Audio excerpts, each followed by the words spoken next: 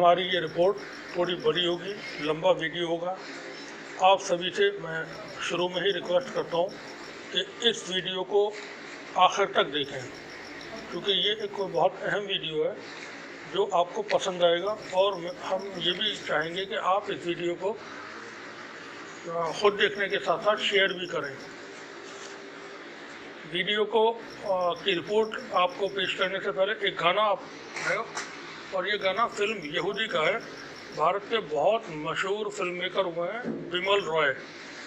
बिमल रॉय ने ये फिल्म बनाई थी, और फिल्म में जो मुख्य कलाकार थे उसमें सौरभ मोदी, ये पारसी थे, बहुत बड़े एक्टर, डायरेक्टर, प्रोड्यूसर, राइटर हुए हैं भारत के। दूसरे उनके साथ थे ट्रेजिडी किंग दिलीप कुमार। तीसरे उनके साथ थी ट्रेजिडी क्वीन मीना कुमारी। और चौथे जो बहुत अहम कैरेक्टर था वो था नाज़र हुसैन का। तो इस फिल्म का एक गाना आपको सुनवाते हैं, उसके बाद हम अपनी रिपोर्ट शुरू करेंगे। पहले सुनिए गाना। गाना पूरा नहीं होगा, थोड़ा सा है, लेकिन ये फिल्म के गाने को हम क्यों सुनाना चाहते हैं ये आपको बाद में बताएंगे। तो गाना सुने पहले आप सुने, और मुमकिन हो तो कभी आप इस फिल्म को भी देखें, और उसमें फिल्म में आपको ये गाना सुनने को मिलेगा ही। फिल्म बहुत शानदार है, गाना बहुत अच्छा है। अब आते हैं हम आज की अपनी रिपोर्ट पर। इंसानों ने इस ज़मीन पर जो इंसान है, उन्होंने अपने समाज को कभी भी इंसानों का समाज बनाने के लिए कोई ख़ास कोशिशें नहीं की हैं। जिस ढर्रे में वो जी रहे होते हैं उसी में जीते चले आते हैं, और उस पर वो गर्व करते हैं, और उनको बहुत ज़्यादा इस पर खुशी होती है। और बहुत सारे लोग हमारे समाज में मिलेंगे जो बात बात पर गर्व करते हैं। उनको अपनी जाति पर गर्व होता है, अपने खूबसूरत रंग होने पर, अगर वो गोरे हैं तो उस पर गर्व होता है, अगर उनके पास पैसा होता है तो पैसे पे गर्व होता है। तो तरह तरह के गर्व महसूस करने वाली प्रजातियों के लोग इस दुनिया में मौजूद हैं। अब ये जो दुनिया है ये कब बनी, इसका कोई जानकारी आज तक किसी के पास नहीं है। इस दुनिया में मानव का इतिहास, इंसानों की जो तारीख है, उसका कोई ऑफिशियल रिकॉर्ड किसी के पास नहीं है। जो हिस्ट्री मिलती है दुनिया की, उसमें इंसानी समाज की के बारे में जो जानकारी है वो तकरीबन 3-4 हज़ार साल पुरानी तक है, जबकि दुनिया तो अरबों खरबों और पता नहीं कितना पुरानी है। और इंसान भी हज़ारों करोड़ साल पहले से यहाँ पर आबाद रहे होंगे, हम यहाँ पर रहे होंगे जोड़ देते हैं साथ में। और चूँकि ये दुनिया पहले जब वजूद में आई थी तो वो ओवल शेप में थी, और फिर आगे चल के उसमें बहुत सारी चीज़ें होती रहीं, और फिर बिखरते हुए ये ज़मीन टुकड़ों में बह कर के जो ज़मीन के अंदर चीज़ें होती हैं उनके ज़रिए, जैसे वॉल्केनो एरप्शन है और समंदर की लहरें हैं, उनके प्रेशर से स्कल्पचरिंग ऑफ अर्थ, ज़मीन के अंदर चट्टानों का टूटना फूटना, शिफ्ट होना, उसकी वजह से जो चीज़ें होती हैं तो वो फिर दुनिया बह करके खत्ते हो गए उसके, और मुल्कों में फिर बाद में आगे चल के बने, रीजन्स कह सकते हैं उसको। इंसानों का जो समाज है वो अब से पहले भी, हज़ारों साल पहले भी बहुत खौफनाक, बहुत डरावना और बहुत बेशर्म रहा है, और बहुत कुख्यात खूंखार लोग यहाँ पर रहे हैं। इस तरह के लोग हुआ करते थे कि वो किसी भी चीज़ को ताकत के ज़ोर पे हासिल कर लेना और उसको फिर अपने लिए इस्तेमाल करना। और ये जो ट्रेंड था ये आगे बढ़ता रहा, चलता रहा, और जो ताकतवर, चालाक, जालिम, मक्कार और कई किस्म के लोग थे, उन्होंने शुरू ही से दुनिया में चीज़ों पे अपने कब्जे बना के रखे और फिर उससे दौलतमंद हुए। आगे चल के पूरी तरह से दुनिया, जब ये जिसको हम कह सकते हैं सिविल सोसाइटी, जब इंसानों ने आबादियों में रहना शुरू किया और फिर धीरे धीरे वो शिक्षित होना शुरू हुए, तालीम हासिल करना शुरू की उन्होंने, और इस दौरान वैज्ञानिक आविष्कार होते रहे और उससे बहुत सारी चीज़ें वजूद में आती रही। उस दौरान जो ताकतवर समाज था उसकी हुकूमत कायम रही, उसकी सत्ता कायम रही और वो इस समाज पर राज करते रहे। तो हमारा जो समाज है वो शुरू ही से ताकतवर लोगों का समाज है। आम आदमी की इसमें कभी कोई अहमियत नहीं रही है और कभी नहीं होगी। आम आदमी शरीफ है, नेक है, ईमानदार है, भला है, सब कुछ है, उसके सामने तारीफ होती है और उसके बाद में उसके लिए कोई गुंजाइश हमारे जालिम समाज में नहीं हुआ करती है। जालिम समाज में सिर्फ अहमियत दी जाती है ताकतवर लोगों को, और वो ताकत उसके पास जो है वो कैसे है, और वो इंसान जिसको अहमियत दी जा रही है, इज्जत दी जा रही है, वो एक बुरा इंसान है, ये मालूम होते हुए भी उसको इज्जत दी जाती है। यही चूँकि तौर तरीके समाज के रहे हैं। पहले लोग दूसरों की पत्नियों को, दूसरों की महिलाओं को काबू कर लिया करते थे, उन पे कब्जे कर लेते थे और वो उनको अपने साथ में जबरन अपनी ताकत के जोर पर रखा करते थे। हमारे यहाँ बहुत सारे लोग हैं अपने कौनवे ख़ानदान पर, अपनी नस्लों पर बहुत प्राउड करते हैं, लेकिन वो भूल जाते हैं कि हमारा जो समाज था हज़ारों साल पहले किस तरह का था। तो प्राउड करने के लिए दुनिया में कोई चीज़ है नहीं, सिर्फ इसके कि आप एक भले इंसान हैं। अगर आप भले हैं तो आपके ऊपर प्राउड करना चाहिए सभी को। ताकतवर लोगों के ऊपर या जो बुरे लोग हैं उनकी ताकत को देख करके, उनकी दौलत को देख करके उनको भला नहीं कहा जा सकता है। हमारे यहाँ पिछले सालों से, भारत की बात कर रहे हैं, पिछले दशकों से, 90 के दशक के आसपास से धार्मिक राजनीति ने जोर पकड़ा और उस धर्म की राजनीति से जो चीज़ें पैदा हुई वो समाज के लिए बेहद बुरी और ख़राब है, ख़तरनाक है। ये कुछ नज़ारे हम वक्त वक्त पे देखते रहते हैं। बाबरी मस्जिद का 1992 6 दिसंबर को शहीद होना, उस केस में किसी को सज़ा न होना, आगे चल के ज़मीन मस्जिद की जगह पर राम मंदिर बनाने के लिए या मंदिर बनाने के लिए अदालत के ज़रिए देना, फिर गुजरात के दंगे और फिर उसके बाद जो चीज़ें होती रहीं वो है। इस दौरान मिलिटेंसी भी हुई 90 के दशक, 80 के दशक में, फिर बाद में टेररिज्म भी हुआ। और यह समाज जो है उसको जो खौफनाक समाज बनाने वाले लोग हैं उन्होंने खौफनाक बनाने की हर मुमकिन कोशिश की और उसमें वो कामयाब रहे। अभी कल 28 मई को भारत के प्रधानमंत्री माननीय श्री नरेंद्र मोदी जी ने एक नई संसद बनाई गई है उसका उद्घाटन किया था। भव्य, दिव्य, विशाल, विराट उद्घाटन था और जो संसद भवन नया बनकर के तैयार हुआ है वो भी भव्य है, दिव्य है, विशाल है, विराट है, और भी कोई शब्द हो सकते हैं तो इस्तेमाल किया सकते हैं वो है। क्योंकि ये शब्दों का चलन हमारे यहाँ टेलीविज़न चैनल पे आप लोगों ने देखा होगा बहुत रहा। उस वक्त जब डिबेट होती थी चैनल्स पर बाबरी मस्जिद को और राम मंदिर को लेकर के, तो वहाँ एंकर और एंकर्स के साथ में जो प्रवक्ता आते हैं पार्टियों के और जो धर्मगुरु आते थे, फर्जी वाले तथाकथित जिनको कहेंगे, वो वहाँ पर विशाल राम मंदिर बनेगा, भव्य राम मंदिर बनेगा, विराट मंदिर बनेगा, वो बातें होती थी। तो ये हमारे यहाँ पर एक जाना माना पहचाना शब्द है। एक और शब्द हमारे यहाँ पर इस्तेमाल होता है, आन बान शान। अब ये आन बान शान पता नहीं क्या है, अब ये जो लोग इस्तेमाल करते हैं उनको शायद ज़्यादा जानकारी हो। वो कैसे हासिल होता है? शायद जंतर मंतर पर जब वो खिलाड़ी पिट रही थी, महिला खिलाड़ी जिन्होंने गोल्ड मेडल ओलंपिक्स में जीते हैं, कॉमनवेल्थ गेम्स में जीते हैं, एशियाड में जीते हैं, और उनको घसीट कर पीटा जा रहा था। तो शायद वो इसी को कहते हो कि ये आन बान शान हमारे देश की है। क्योंकि आन बान शान तो फिर भी छोड़ा, पता नहीं क्या है ये। अब हम हिंदुस्तान से थोड़ा बाहर निकलते हैं और आते हैं थोड़ा सा दुनिया की दूसरी बातों पर।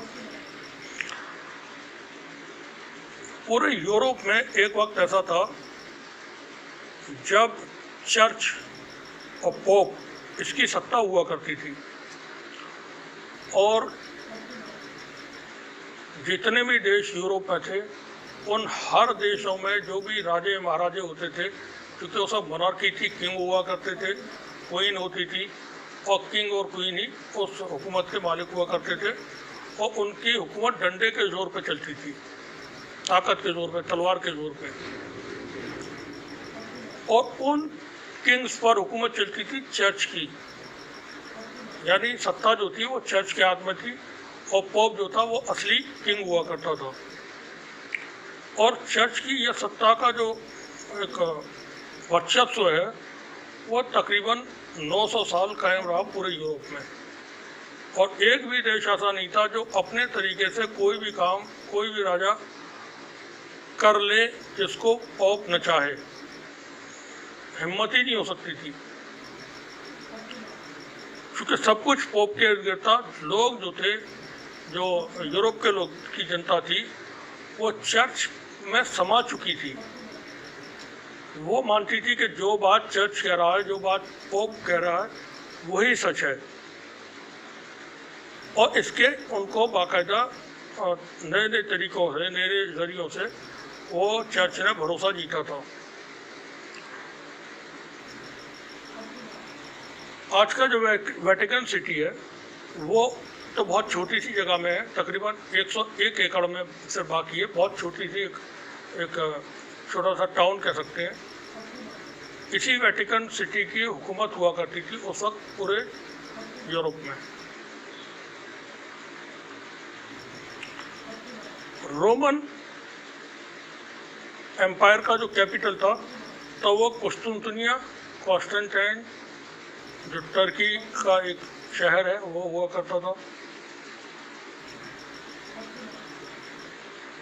आगे चल के वहाँ कुछ डेवलपमेंट्स ऐसे होते हैं कि जो चर्च का वर्चस्व था, चर्च की जो सत्ता थी, ताकत थी, उसका असर कम होता है और ख़त्म होता है। बता दें कि चर्च बेताज बादशाह था उस वक्त। चर्च का सन 1001 से डाउनफॉल शुरू हुआ और 1095 तक, यानी 100 साल के अंदर चर्च का ज़वाल तकरीबन पूरी तरह से आ गया था। अब इसके आने की क्या वजह थी? एक तो थी जंग सलीबी जंगें जिनको बोलते क्रूसेडर्स वॉर, और दूसरे थे चर्च के जरिए बेचे जाने वाले जन्नत के टिकट।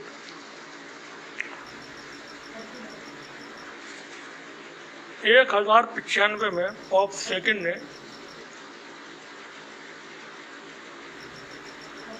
क्रूसेडर्स वॉर का ऐलान किया, और वो ऐलान चूँकि उनको अपनी हुकूमत, ताकत, चूँकि सत्ता थी, उसको ग्लोरीफाई करना था, उसको और लोगों के बीच मजबूती के साथ कायम रखना था, क्योंकि असर कम होना शुरू हो चुका था। अब चर्च को फिक्र थी तो उसने क्रूसेडर्स वॉर जो थी, जो फ़लस्तीन पे कब्जे के लिए थी, उसकी शुरुआत कर दी, और शुरू में उनको इन जंगों में कामयाबी मिली। 1187 के बाद 100 साल तक जो क्रूसेडर्स थे वो जंगें चलती रहीं। यूरोप से बहुत बड़ी फ़ौज इकट्ठा करके वहाँ के जो किंग्स थे उनको इन जंगों में और अलग तरह के सैनिक तैयार करके क्रूसेडर्स वॉर की गई थी, और फ़लस्तीन पर उनका कब्जा भी हो गया था शुरू में।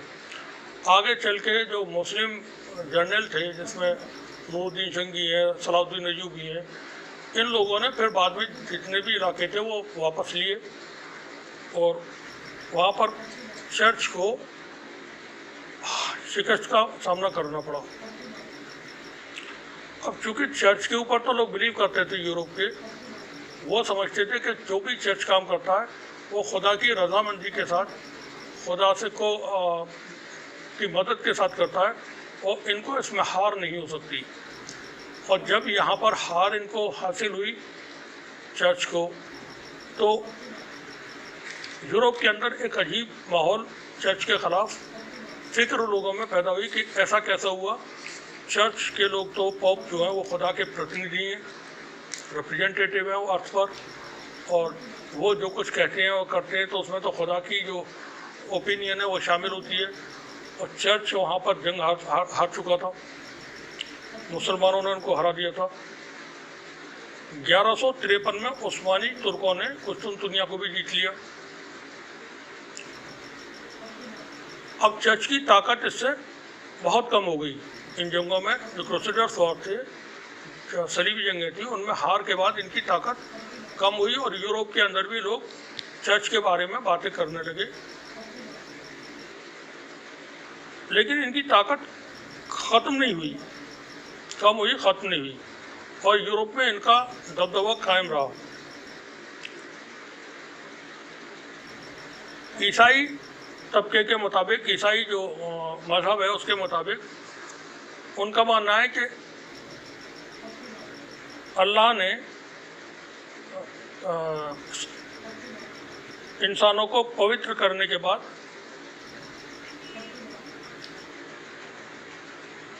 जन्नत में भेजता है, और पवित्र करने की नीयत की वजह से ही हमारे लिए ईसा मसीह या ईसा अलैहिस्सलाम ने सूली पर चलना कबूल किया था। इस बात का फ़ायदा उठाना शुरू करते हैं पोप, चर्च।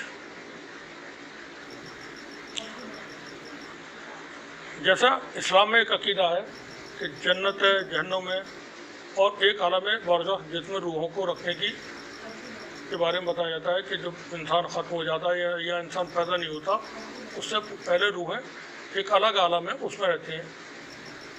तो ईसाई मसलक के हिसाब से भी वह परकाडोरी कहलाता है। ये अब यहाँ जो चर्च है उसने एक नया काम शुरू किया, जो काम पहले भी होता था, जन्नत के टिकट बेचने का। चर्च जन्नत के लोगों को टिकट बेचता था। पहले वो टिकट अपने लोगों को दिए जाते थे, कम कीमत में दिए जाते थे। अब चर्च ने इसको पैसे लेकर के हर ख़ास और आम को बेचना शुरू किया, और उसमें चर्च की तरफ से बताया गया कि इंसान मरने के बाद परगटोरी में जमा कर दी जाती है उसकी रूहें, और वहाँ जो अच्छा इंसान होता है उसको फिर जन्नत में भेज दिया जाता है, हेवंस में भेज दिया जाता है, और जो बुरा इंसान होता है उसको जहन्नुम में भेज दिया जाता है। यहाँ उसका हिसाब किताब होता है जो उसने दुनिया में अमल किए होते हैं, काम किए होते हैं, और उनको वहीं पर फिर सजा तय होती है। अब चूँकि चर्च का जो पोप है वो खुदा का, गॉड का रिप्रेजेंटेटिव है, तो उसने दावे किए कि जो कोई भी जन्नत में जाना चाहे वो टिकट खरीदे जन्नत का, और टिकट हमसे खरीदने के बाद, चर्च से टिकट लेने के बाद वो जन्नत में चला जाएगा। तो जो अमीर जो लोग थे उन्होंने फ़ौरन टिकट खरीदने शुरू कर दिए, और चर्च के ख़जाने इस तरह से भरना शुरू हो गए, बेशुमार दौलत उनके पास आना शुरू हो गई। लेकिन वहाँ पर एक प्रॉब्लम थी गरीबों की। गरीबों के पास पैसे नहीं थे, वो तो टिकट नहीं खरीद सकते थे। यहाँ चर्च ने ये भी बताया था कि जो इंसान को सज़ा उस वक्त दी जाएगी, उसमें चर्च के पास भी अधिकार मौजूद है, पोप के पास भी अधिकार मौजूद है कि वो अपनी तरफ से लोगों की सजाएं माफ़ करा सकता है। जो रूहें परकटोरी में जमा हैं उनकी सज़ा वो माफ़ करा सकता है। शुरू में चूँकि सलीबी जंगों में इनको शिकस्त हो चुकी थी, बुरी तरह से वहाँ पर हार चुके थे। अब दूसरा इन्होंने काम शुरू किया जन्नत के टिकट का। जन्नत के टिकट बेचने के लिए इन्होंने एक कानून बना करके उसको कंपलसरी कर दिया। अब हर इंसान को जन्नत का टिकट खरीदना ही होगा, गरीब है तब भी और अमीर है तब भी। और वहाँ बताया उन्होंने कि तकरीबन 95 लाख साल की जो परकटोरी की में वक्त बीतेगा, उसकी सज़ा वो खुद पोप ही माफ़ कर सकता है। उसके पास ये अधिकार है, 19 लाख साल की सज़ा को माफ़ कर सकता है वो।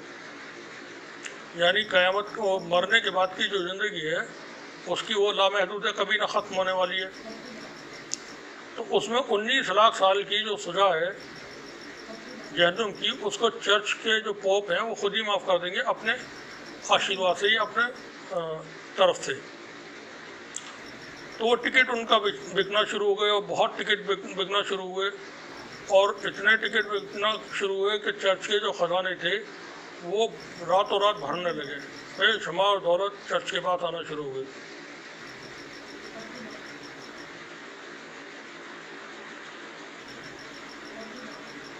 इंसान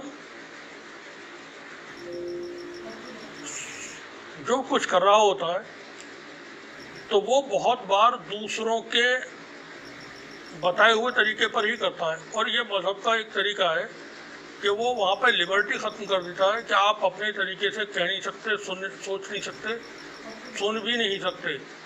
जो धर्म का जानकार बता रहा है आपको सिर्फ वही सच है, उसके अलावा आप नहीं सोचेंगे कुछ भी। तो ये जन्नत के जो टिकट बेचने का सिलसिला शुरू हुआ था,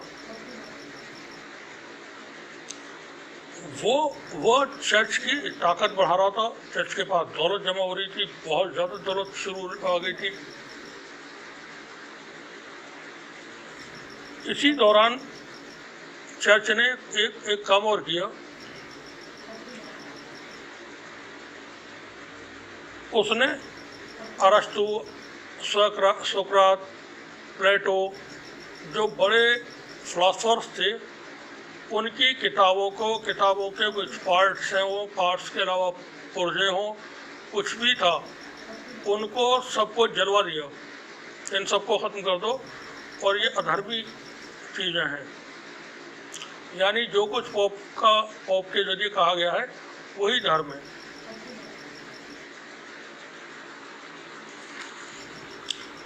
अब लोगों में तो सहने की शक्ति पैदा हो जाती है।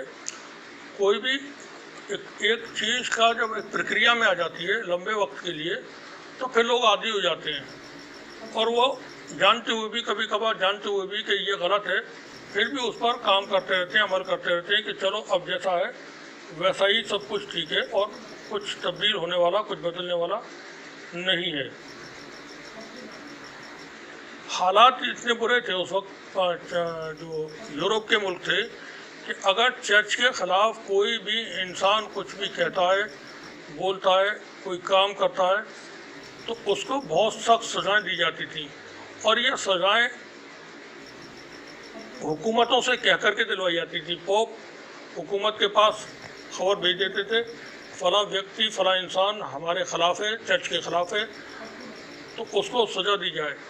चर्च ही डिसाइड करके बता दिया करता था कि इसको आग में जला करके मारना है, या इसको सूली पे लटकाना है, या पब्लिक के सामने ला करके उसको फांसी पे चढ़ाना है।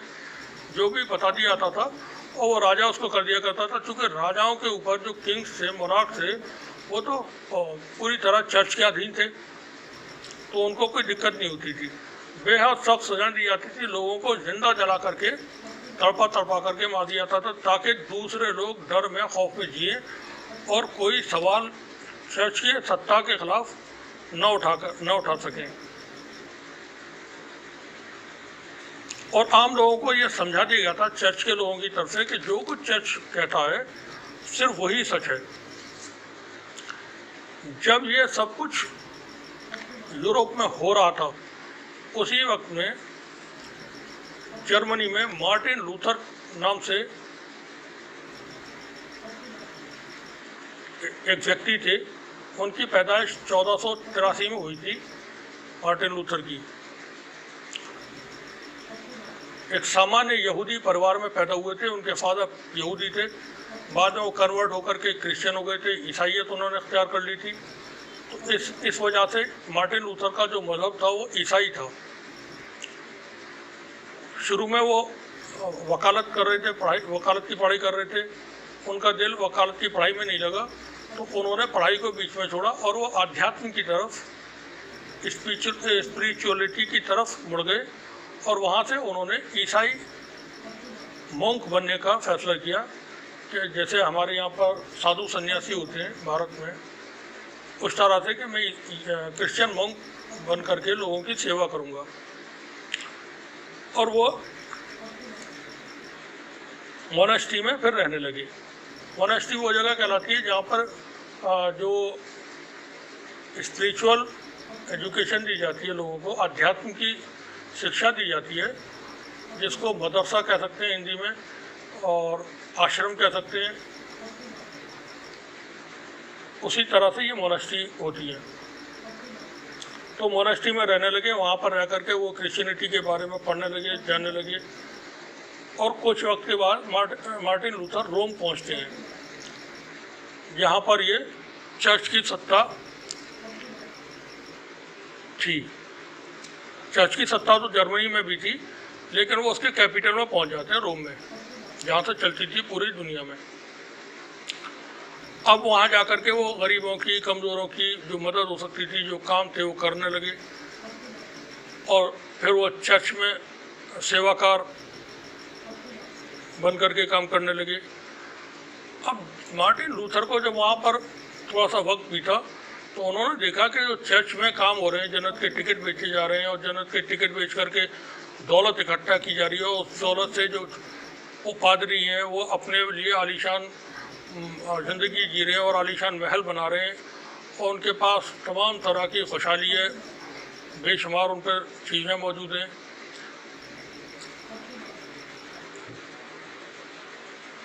ये सब कुछ देखने के बाद वो उनको तकलीफ़ होने लगी कि ये चीज़ें धर्म में तो है नहीं। यानी पॉप जो कुछ, चर्च जो कुछ कर रहा था, पादरी जो कुछ कर रहे थे, वो अधर्म का काम कर रहे थे, धर्म की आड़ में।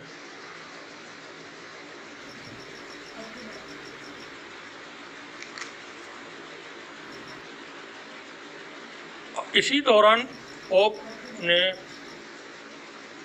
रोम में सेंट पीटरबर्ग के नाम से एक बहुत भव्य, दिव्य, विशाल, विराट एक इमारत बनाने का तय किया।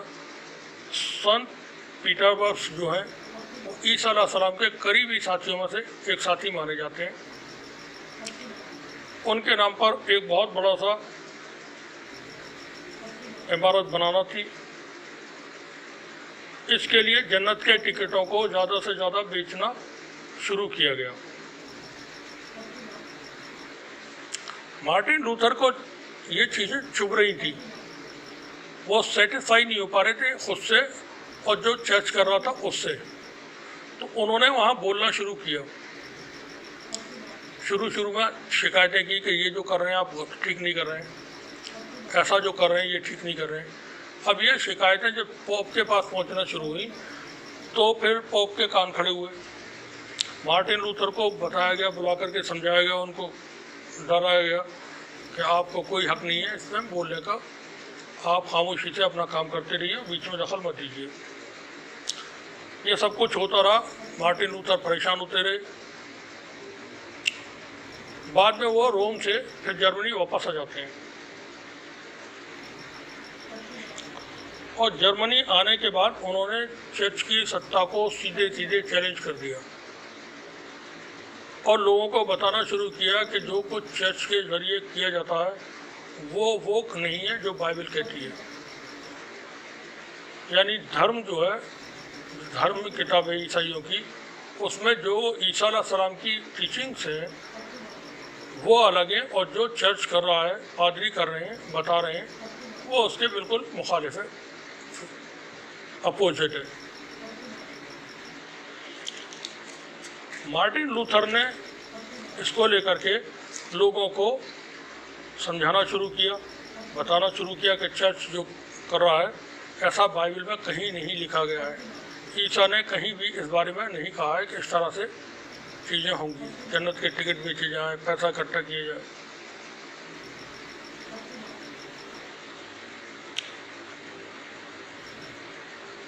और चूँकि ये बहुत बड़ा जरिया बन चुका था चर्च के लिए पैसे की कमाई का। तो वहाँ पर टिकटों की बिक्री को इसके बहुत ज़्यादा और बढ़ाया गया।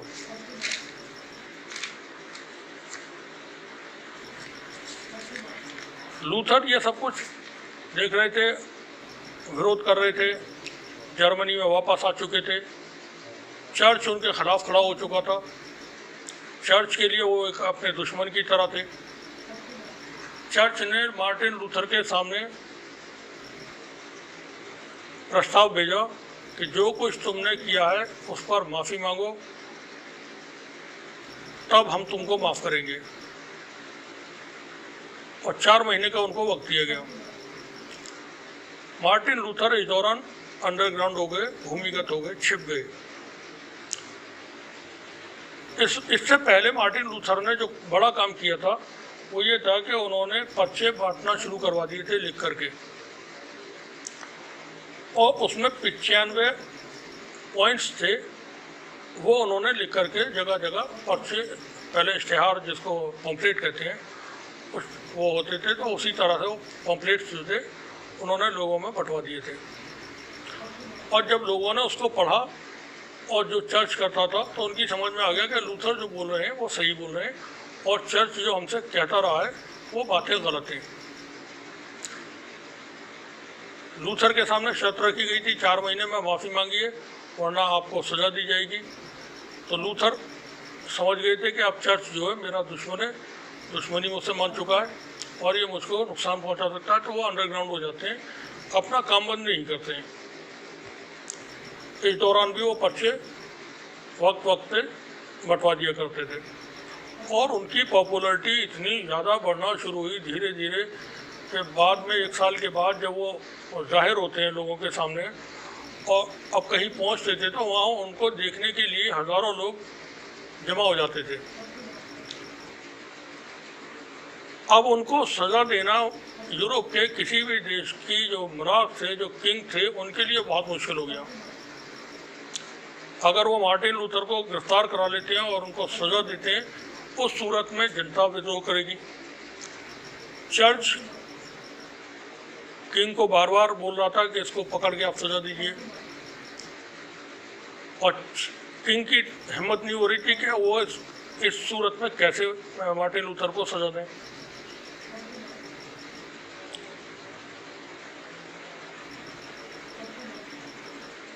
अब प्रॉब्लम होती है।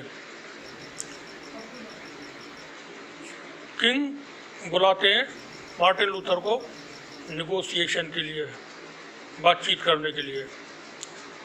वो महल में पहुंचते हैं, राजा से, किंग से आमने सामने बात होती है।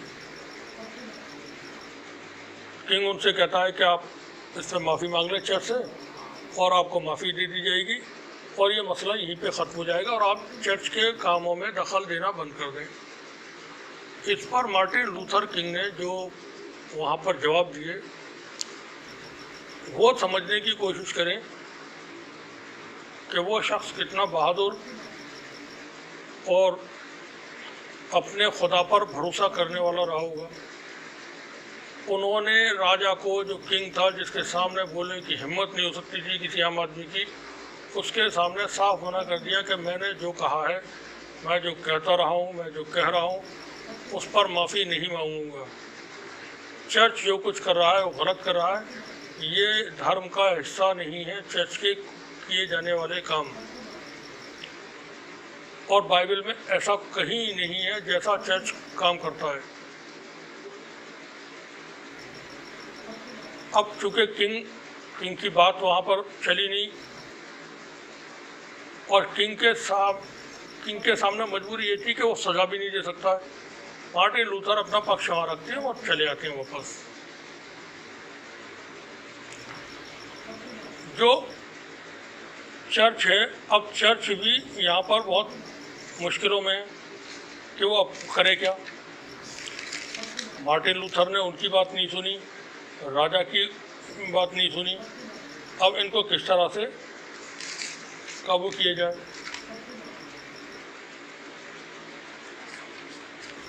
यहाँ थोड़ा सा और बता दें कि जो चर्च ने जन्नत के टिकट बेचना शुरू किए थे, उन्होंने उसमें ये भी कहा था कि जो जिंदा लोग हैं वो टिकट खरीदें, साथ में जो इस दुनिया से जा चुके हैं उनके घर खानदान के परिवार के लोग, दोस्त वगैरह, करीबी रिश्तेदार, उनके लिए भी टिकट खरीद सकते हैं जो मर चुके हैं, और उनके भी जो सजाएं हैं वो पोप माफ़ करा देंगे। ये वो दौर था जब यूरोप के अंदर चर्च की बड़ी आलीशान इमारतें बन रही थी। चर्च के से जो जुड़े हुए लोग थे उनके पास बेशुमार दौलतें थी और वो बहुत ही खूबसूरत, बहुत ही ज़िंदगी अच्छी वाली जी रहे थे। और उस वक्त में आम आदमी जो था उसकी कोई हैसियत, कोई औकात, कोई वक़्त यूरोप में नहीं थी। एक तरफ मोनार्की थी, किंग का राज था, दूसरी तरफ सत्ता चर्च चलाता था। जनता जो थी दो पार्टों में पिस रही थी। इस वक्त में मार्टिन लूथर ने उस जनता को एहसास दिलाया कि आप बुराई के सामने खड़े हो। वो अकेले खड़े हुए थे इसमें।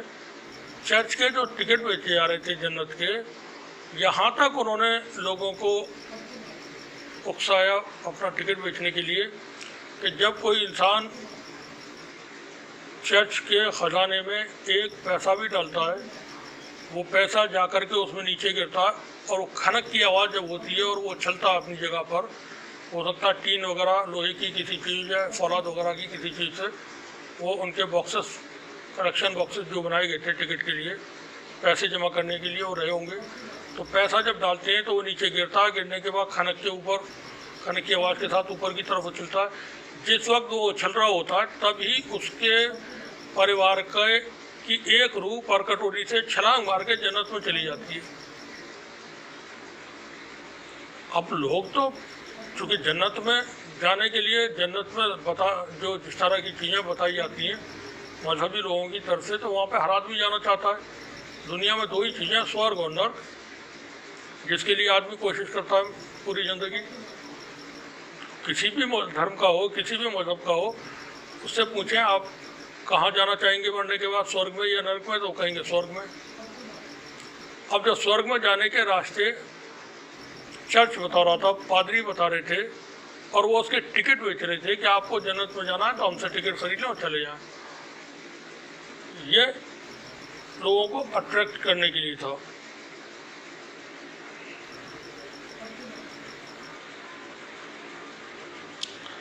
अब चर्च भी बेबस हो चुका था लूथर के सामने। लूथर के जो फॉलोअर्स थे उनकी तादाद जर्मनी से बाहर अब और देशों में फैलने लगी और वो बहुत ज़्यादा हो गए। ना ही तो किंग कुछ कर सकता था और ना ही कर पा रहे थे पोप, चर्च।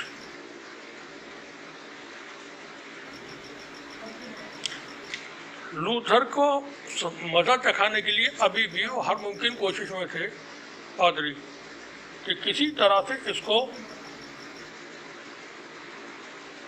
मज़ा चखाया जाए। तो उन्होंने लूथर की लिखी हुई किताबें, लूथर के लिखे हुए जो पॉम्पलेट्स वगैरह थे और कोई चीज़ें थीं, उन सबको पूरे यूरोप से जमा करा के, घर घर से तलाशी करा के उसको निकलवाया और उसको जला दिया। इन चीज़ों से लूथर को फ़ायदा होता रहा और वो फ़ायदा इस तरह से होता है कि आगे चल के डिवीज़न हो जाता है और लोग चर्च के सामने, जो आम आदमी था, जो चर्च की गुलामी में जी रहा था, वो खड़ा हो जाता है कि अब नहीं, बहुत हो चुका।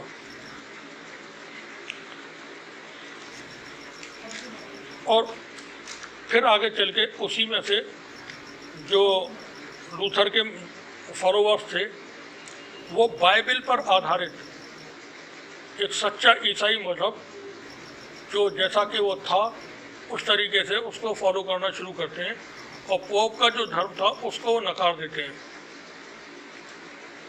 और वो लोग कहलाते हैं प्रोटेस्टेंट।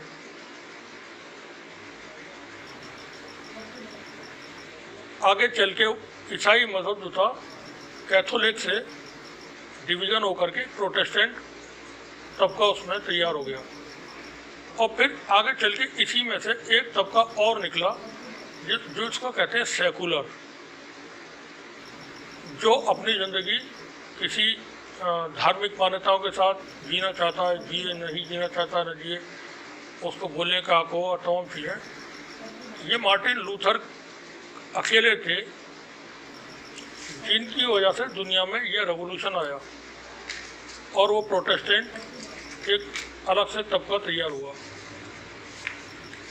बता दें कि मार्टिन लूथर की जो पैदाइश थी 1483 में हुई थी जर्मनी में, और उनका जो इंतकाल है, मौत है, वो 1546 में हुआ था।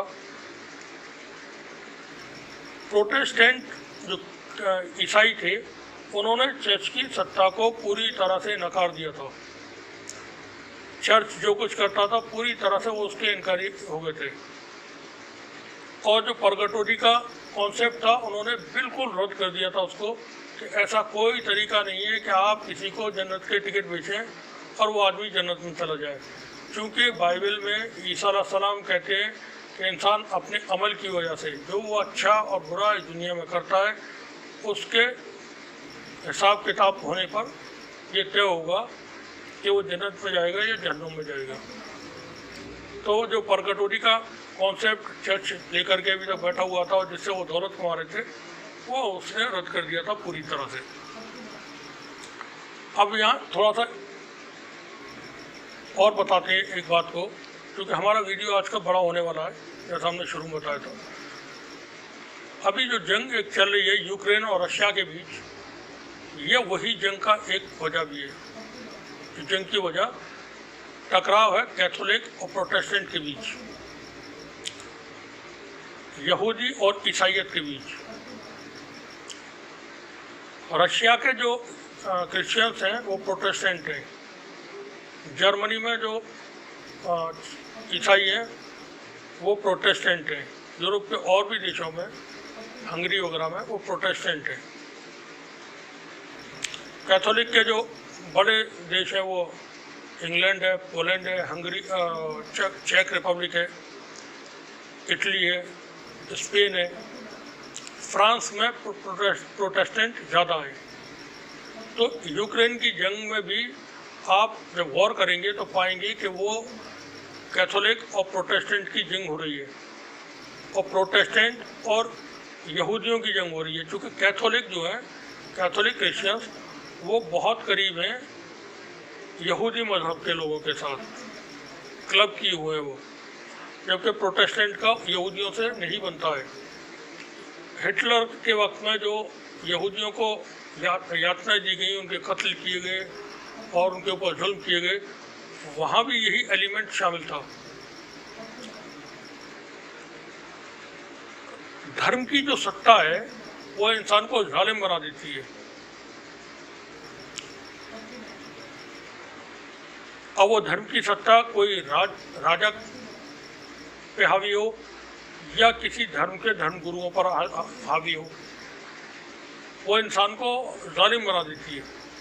हमारे यहाँ कल 28 मई को भारत के माननीय प्रधानमंत्री नरेंद्र मोदी ने भारत में एक नई संसद बनी है, उस संसद का उद्घाटन किया। उसमें तमाम धार्मिक गुरु थे और धार्मिक जो रीति रिवाज हैं उसके हिसाब से पूजा पाठ, हवन, कुरान की शायद तिलावत भी किसी मौलाना ने की थी उसके साथ।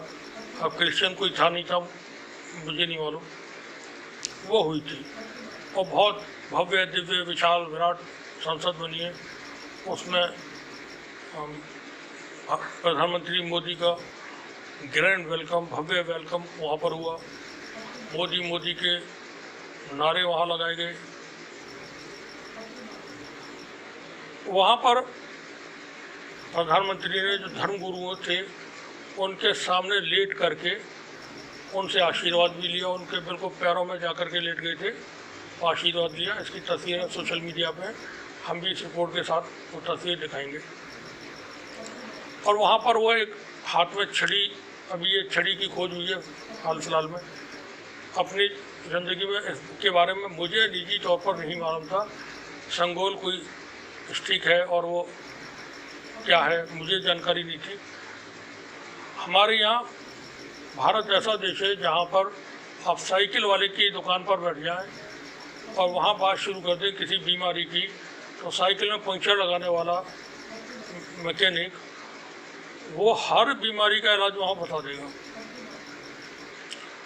आप किसी पान वाली की दुकान पर पहुँच जाएं और वहाँ बात करने लगे अरब के देशों में जो कुछ हुआ उस राजनीति की, या अभी तुर्की के चुनाव कल होकर ख़त्म हुए उसके बारे में, या अमेरिका और रूस के बारे में, तो वो यहाँ के छोड़े आप यूनिवर्स तक का सब कुछ बता देगा। बड़े ज्ञानी हमारे यहाँ पर लोग, हजारों करोड़ों सालों से यहाँ पर ज्ञानी है। हमारे प्रधानमंत्री मोदी ने भी बताया था कि हमारे यहाँ दुनिया में जब सर्जरी नहीं थी तब भी हमारे यहाँ सर्जरी हुई थी, और उन्होंने उसका उल्लेख किया था भगवान गणेश को जो हाथी का सर लगा हुआ है उसको लेकर के। हमारे यहाँ बताते हैं हमारे बहुत सारे महापुरुष, बहुत जो ज्ञानी लोग हैं, कि हज़ारों साल पहले भारत के पास मिसाइल टेक्नोलॉजी थी, इंटरनेट था। पढ़े लिखे लोग बताते हैं, अवैज्ञानिक नहीं, जो अनपढ़ नहीं है। अवैज्ञानिक गलत, अनपढ़ लोग नहीं है जो बताने वाले हैं, पढ़े लिखे प्रोफेसर्स भी होते हैं, यूनिवर्सिटी के वाइस चांसलर और चांसलर वगैरह भी होते हैं, राज्यों के गवर्नर भी होते हैं। वो बताते हैं कि हज़ारों साल पहले हमारे यहाँ, कई हज़ार साल पहले हमारे यहाँ पर फाइटर जेट थे, फाइटर प्लेन थे और न्यूक्लियर मिसाइल्स थे वगैरह वगैरह।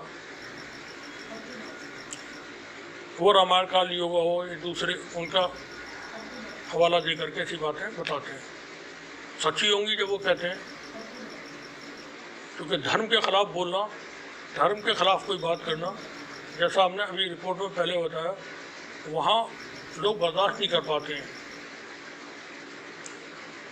अगर मैं किसी गैर मज़हब के बारे में अपने मज़हब के अलावा कोई बात कहूँगा तो दूसरे धर्म के लोग मेरे ऊपर चढ़ बैठेंगे।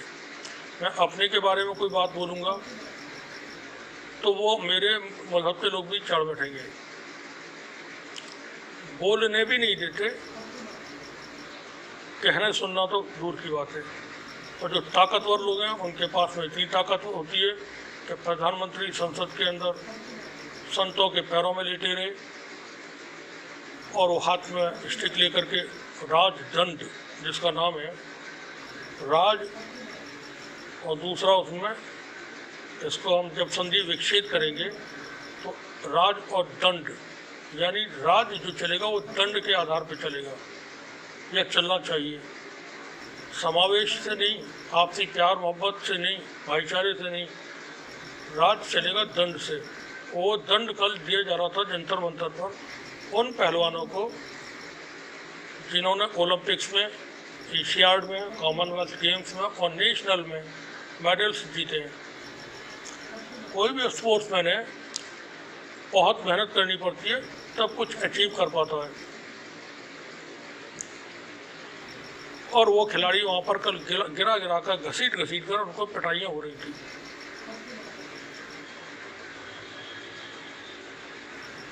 संसद में वो शख्स भी मौजूद था, ब्रजभूषण, जिसके ऊपर जो खिलाड़ी, महिला खिलाड़ी हैं, उन्होंने उसके बारे में बहुत सारी बातें कही हैं। ऐसी बातें कही हैं जो हम उन शब्दों का इस्तेमाल नहीं कर पाएंगे।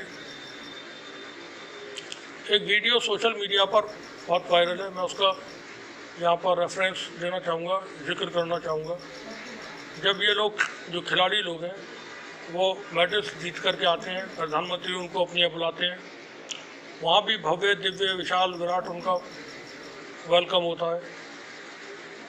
मतलब निजी तौर पर यहाँ पर अननेसेसरी है, लेकिन फिर भी कुछ शब्दों से चिढ़ होने लगी है, घृणा हो गई है, नफरत सी।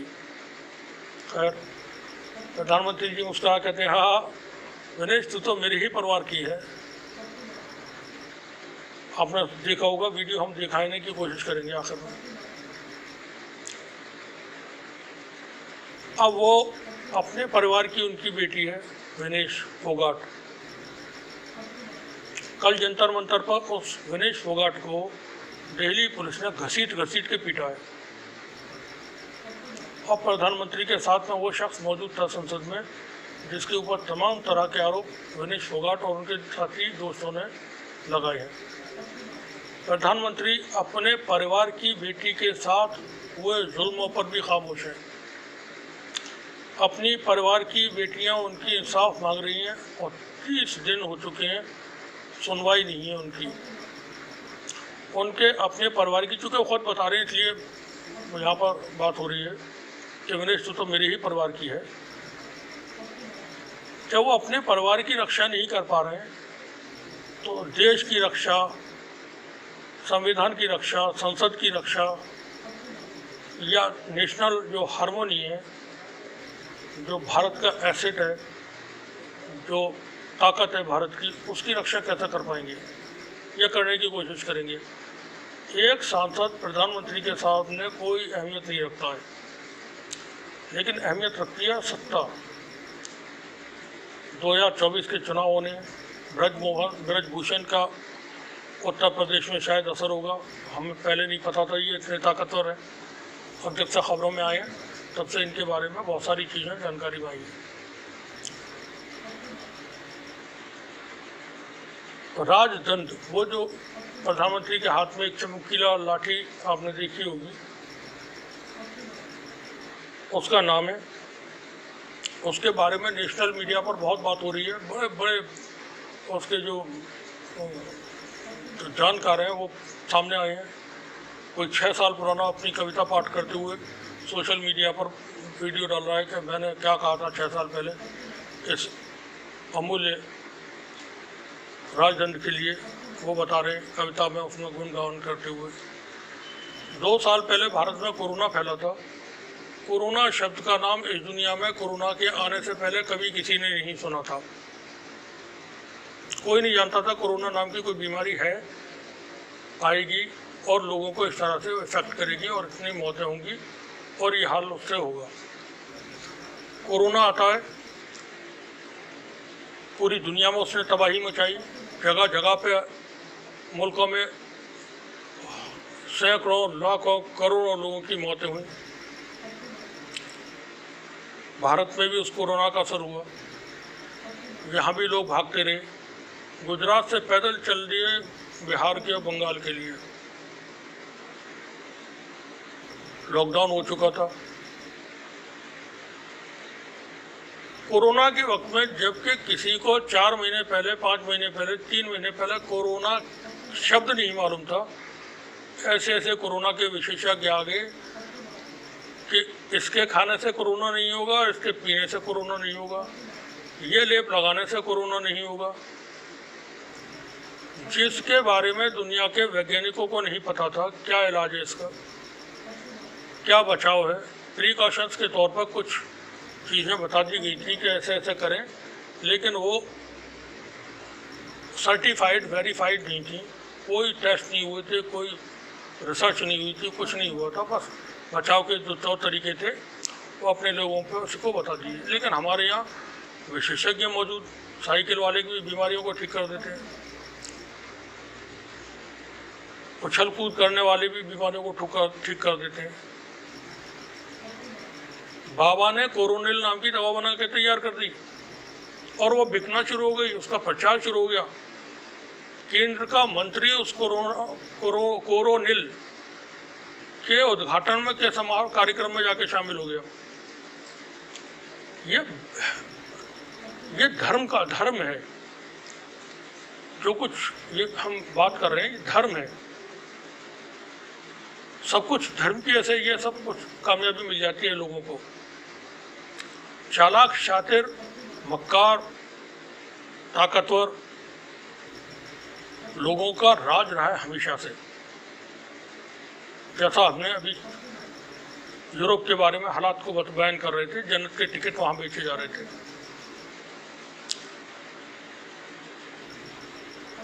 कोरोना के वक्त में तालियां बजवाई लोगों से, थालियां बजवाई, नारे लगवाए, गो कोरोना गो। जैसे कोरोना कोई घर में पाला हुआ डॉगी है तो टॉमी कम इन, टॉमी सिट डाउन हुआ। लोगों ने उसको एंजॉय किया। और उनकी तारीफें हो रही थी। बड़े बड़े महान लोग, भारत रत्न सचिन तेंदुलकर ताली बजा रहे हैं, थाली बजा रहे हैं। एक वो फर्जी महानायक, वो थालियां बजा रहा है, वहाँ पर लाइट हो रही है। एक आदमी के कहने पर पूरा देश जो है बेवकूफ़ बना हुआ था कि ताली बजाओ, थाली बजाओ। धर्म की सत्ता का यही रूप होता है।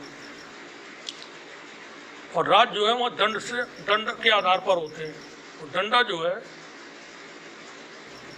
जिसको राजदंड बताया जा रहा है, हम उसको डंडा भी कह सकते हैं, लाठी भी कह सकते हैं। गांव देहात में कहावत है, लट कलेक्टर, या लाठी से भूती भागते हैं।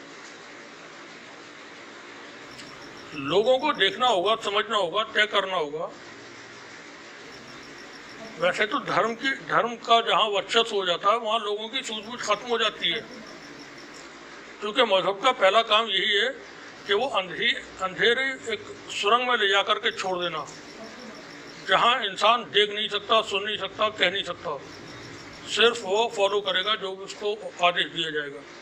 ये मजहब का एक नेचुरल रूप है। धर्म की सत्ता को आप चैलेंज नहीं कर सकते हैं।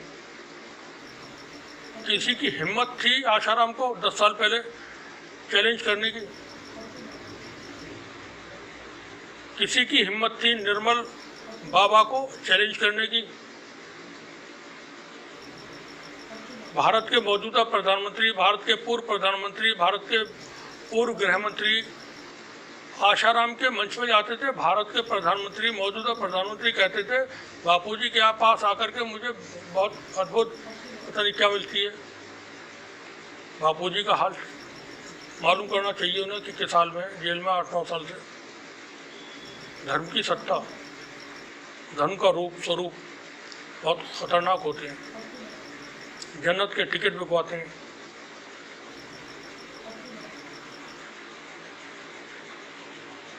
कल जब सब कुछ हो रहा था जंतर मंतर पर, विनेश फोगाट को पुलिस ने जब हिरासत में ले लिया तो वो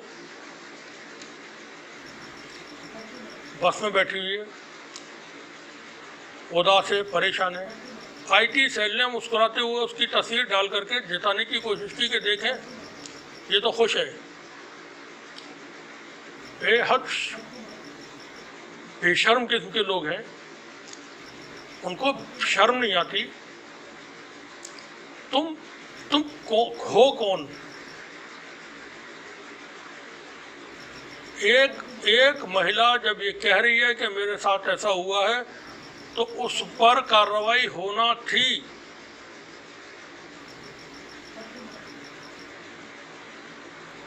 कोई गुंजाइश नहीं बचनी चाहिए उसमें। और फिर आप कहते हैं कि हमें गर्व होता है हमारी संस्कृति पर, हमारी इस चीज़ पर हमको गर्व होता है, बात बात पे गर्व होता है। तो ये गर्व करने वाली जो प्रजाति है, जो सड़ी हुई प्रजाति है, बेशर्म लोग हैं ये।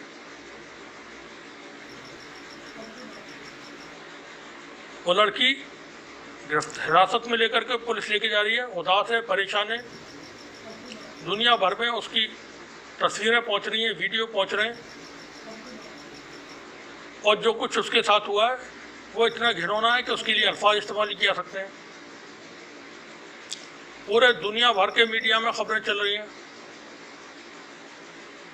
इतने बड़े खिलाड़ी उस पर बात हो रही है, और यहाँ पर लोग मजा ले रहे हैं, मजाक कर रहे हैं, उसको मजाक उड़ा रहे हैं उसका।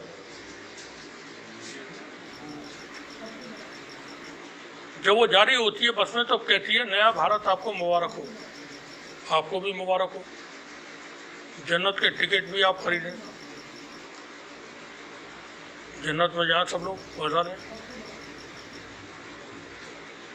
हुकूमत तो जोर पे चलेगी, चलती है हमेशा। पाकिस्तान में देखें आप, इमरान खान 70 साल की उम्र है, 70 साल में से साढ़े 68 साल की ज़िंदगी में उस पर कभी कोई मुकदमा कायम नहीं हुआ। पिछले 14 महीने के अंदर 160 से ऊपर मुकदमे कायम हुए। अमेरिका, यूके और पाकिस्तान की सेना इमरान खान को हुकूमत में नहीं चाहते थे, आज उसको हुकूमत से बाहर कर दिया। उसकी पार्टी के जितने बड़े लीडर्स थे, गवर्नर थे, MNA कहलाते हैं वहाँ जो सांसद हैं वो, और जो प्रोमिनेंट लीडर्स थे, ऑलमोस्ट सभी पार्टी छोड़ करके जा चुके हैं और इमरान खान अकेला है। सब सत्ता ऐसे ही काम करती है, ताकत ऐसे ही काम करती है। राज जब दंड देने पे आता है तो फिर वो मनमानी होती है। वहाँ इंसाफ, कानून, अदालत, संविधान, संसद रहती ही नहीं, लाठी के जोर पे हुकूमत चलती है। नया भारत मुबारक हो, राजदंड सबको मुबारक हो, दंड भी मुबारक हो। शुक्रिया आपका, बने रहिए हमारे साथ, देखते रहिए न्यूज़।